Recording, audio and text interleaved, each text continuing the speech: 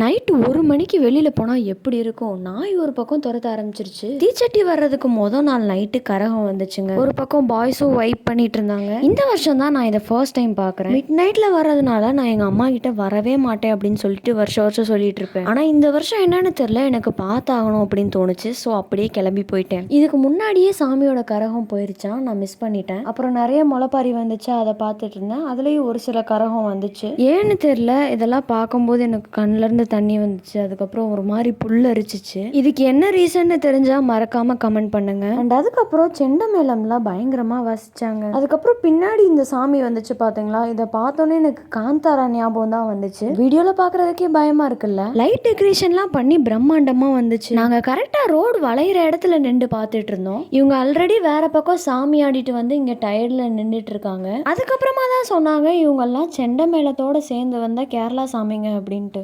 அதுக்கப்புறமா இன்னும் நிறைய முளைப்பாரி வந்துட்டு இருந்துச்சு. அதெல்லாம் ஃபுல்லா உட்காந்து பார்த்துட்டு இருந்தோம். திருவிழானாலே அது ஒரு தனி வைப் தானங்க, என்ன நான் சொல்றது. அதுக்கப்புறமா இன்னும் கொஞ்சம் சாமி பின்னாடி வந்துச்சு, அதையும் பார்த்தோம். ஒரு ஒரு சாமிக்குமே டெக்கரேஷன் எவ்வளோ டிஃப்ரெண்டா இருக்கு பாத்தீங்களா? கரெக்டா நான் வீடியோ எடுக்கும்போது என்னைய பார்த்தாங்களா, பயந்தே போயிட்டேன். கடைசியா நம்ம தலை விநாயகர் வந்தாரு. இதுக்கப்புறம் தான் மெயின் பிக்சரே ஸ்டார்ட் ஆகுதுங்கிற மாதிரி இந்த திருவிழாவோட கதாநாயகியே இப்பதான் வரப்போறாங்க. வான வெடியெல்லாம் பயங்கரமா போட்டுட்டு இருந்தாங்க.